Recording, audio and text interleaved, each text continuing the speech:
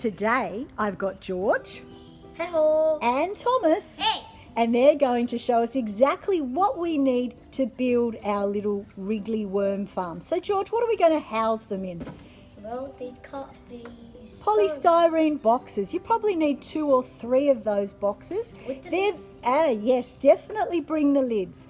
We've got the little broccolini boxes, but you could also use the larger broccoli boxes. Then George, we need to make some holes. What have you got to help us make some holes? Best of all, screwdriver. Yes.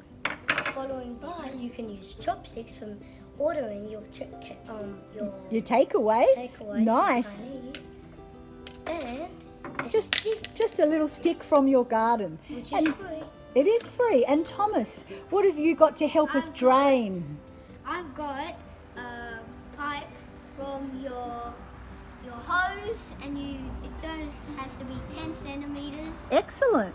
and we've got A little tap that will help drain it, and we can control whether it's open or closed. That's wonderful. Now, George, we don't want our worms falling through when we make holes. What have you got to stop that happening? Well, we have these, So we've got some shade cloth. so only the wormway can go through this. Yes, the wormway goes through and our worms stay in. Awesome geotextile fabric.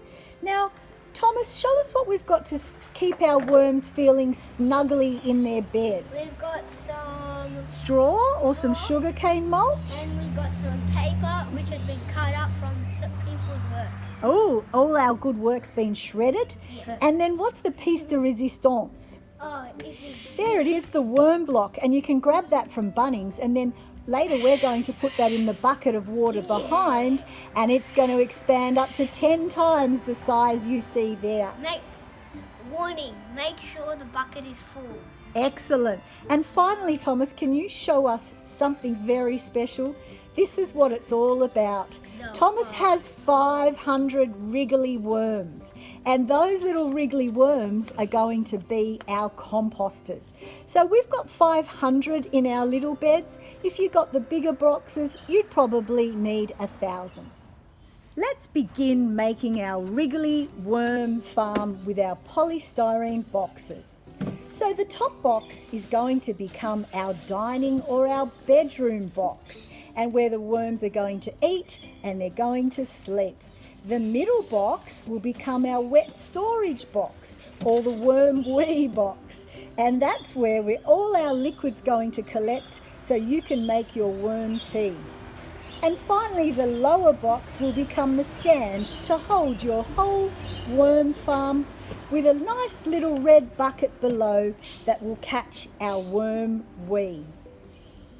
Step number 2 is setting up the dining room and the bedroom.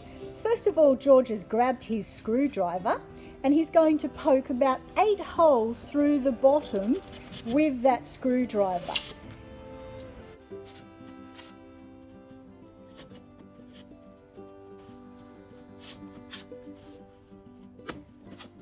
George has now made his 8 holes in the bottom.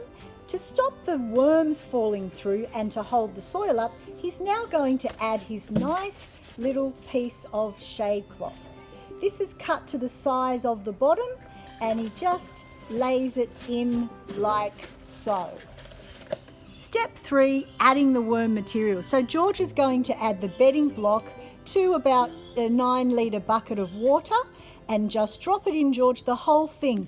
All of the cardboard and everything can go into our worm block. So you just put the whole thing, submerge it in, and in about 15 minutes we will come back and have a look at how it's going.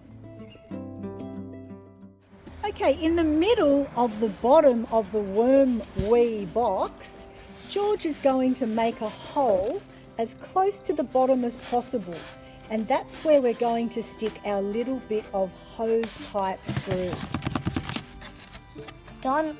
So now you have to put the hose, 10 centimeters, into it. So stick it right through, and then we've got our nice little outlet. If the hole becomes too big, we'll just put some blue tack around to seal the edges. So I'm just making the blue tack now.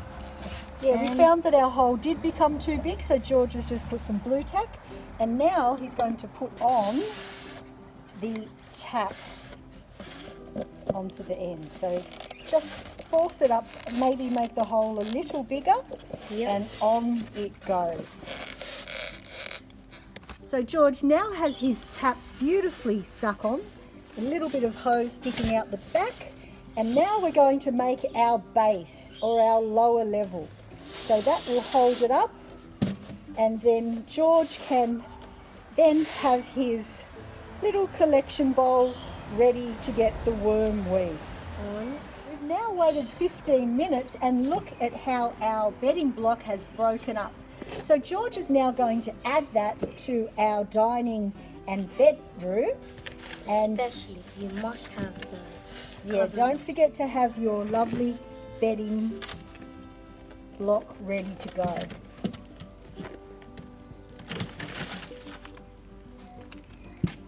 Spread the block all across the bottom. You probably want about a quarter to half of your box being full. That might be a little fuller than I would normally have, but I think that will be fine for today. And a little bit of water will probably leak out of that bedroom dining room. George is now ready to add the worms. So let's see them, George. Do you want to just tip them all the way in? Beautiful, tip them through.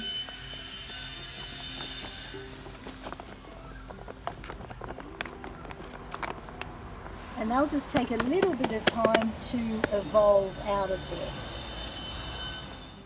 Worms love to be kept in the dark, so the last layer we'll place on is their worm blanket.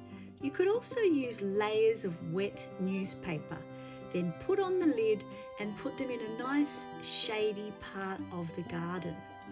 The worms we use in our worm farm are a combination of reds, blues and tiger worms, and they need a few days to settle in before you begin to feed them.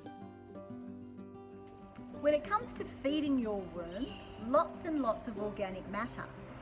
They just love all of your vegetable scraps, fruit, and make sure that you don't just put a whole banana skin in, that you start to break it up into much smaller little pieces.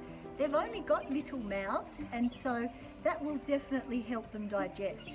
Another thing to help them digest is eggshells, but again, a full eggshell, too much. So I put mine into my little mortar and pestle and ground them around until it's a bit like shell grit, this lovely fine sediment that helps with that digestion.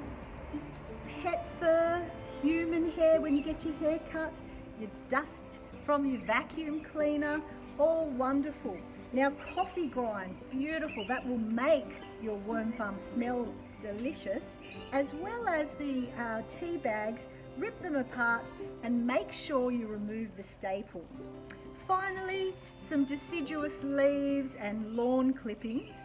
Remember, life's a balance, and so is feeding your worms. When feeding your worms, I've got my nice little organic bucket here. You need to lift the lid and grab the worm blanket off the top. Then sprinkle the contents over just about half of the actual surface. You don't want to feed them too much. Don't forget about collecting your worm wee. You want to dilute it down to a ratio of around 1 to 10, so it looks like a wheat tea, and then you'll be able to pour it all over your plants and give them the most beautiful fertilizer. Archie can vouch for that. His worm tea has been a wonderful tonic for our green patch.